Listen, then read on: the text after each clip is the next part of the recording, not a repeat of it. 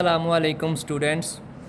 Today we will discuss about transpose of a matrix.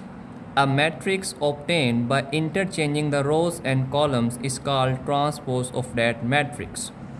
If B is a matrix, then its transpose is denoted by B transpose.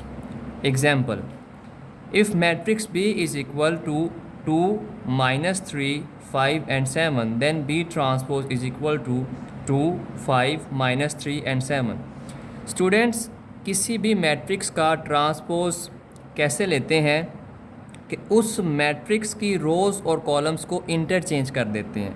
For example, in this matrix this is row number 1 and this is row number 2. जब हम इसका transpose लेंगे तो ये first row है, जो first row है वो ट्रांसपोज में फर्स्ट कॉलम बन जाएगा. So here it is first row and in transpose here it is first column.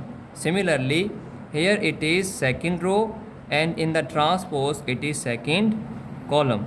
So a matrix obtained by interchanging the rows and columns is called transpose of that matrix. And इसकी representation कैसे करते हैं कि जो matrix का name है उसके ऊपर T लिख देते हैं, तो it denotes transpose of matrix B. Next, question number 5 of exercise 1.2. The question is, find the transpose of following matrices. Matrix B is equal to 5, 1, -6.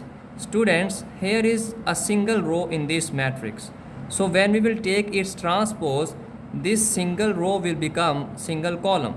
So it is written here in row, but when we will write it in transpose, it will become column. So it becomes 5, 1 and -6. P transpose is equal to 5, 1 and -6. Similarly, matrix A is 0, 1 and -2. In this matrix there is only one column. There is only one column. So when we will take its transpose, this one column will interchange into one row. So here it is single column. The transpose of matrix A is A transpose and is equal to single row 0, 1, -2. यहाँ पे ये column में लिखा है, लेकिन जब हम इसका ट्रांसपोज लेंगे तो इस कॉलम को हमने रो में कन्वर्ट कर दिया है. एंट्रीज़ वही रहती हैं, लेकिन यहाँ पे कॉलम है और यहाँ पे रो बन गई है. Matrix C 1, 2, 2, -1, 3 and 0. यहाँ पे 3 रोज़ हैं, first row, second row and third row.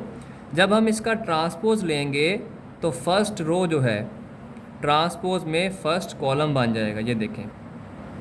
Similarly second row transpose में सेकंड कॉलम बन जाएगा. एंट्रीज़ वही रहती हैं, 2, -1 रो में लिखा है, लेकिन जब ट्रांसपोज लेंगे तो 2, -1 कॉलम में लिखा होगा.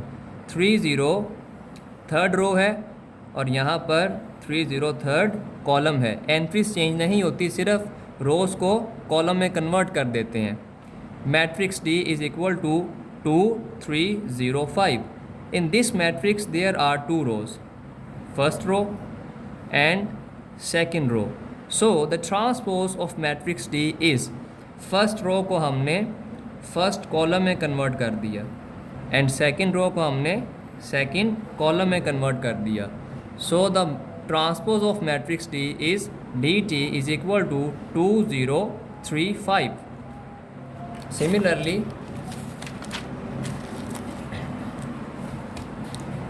matrix E is 2, 3, -4 and 5. The transpose of matrix E is ET is equal to, here it is written in row.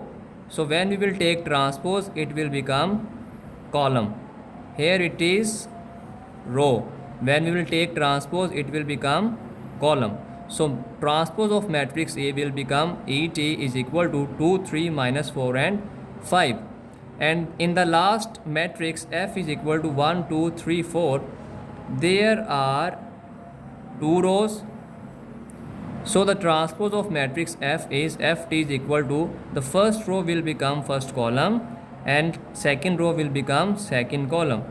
So we have learned today how to take transpose of a matrix. Simple, हमने first row को first column में convert कर देना है, second row को second column में convert कर देना है। जितने भी रोज़ होंगी उनको हमने कॉलम्स में कन्वर्ट कर देना है। सो स्टूडेंट्स, आज के लेक्चर के लिए इतना ही। टेक केयर, अल्लाह हाफिज़।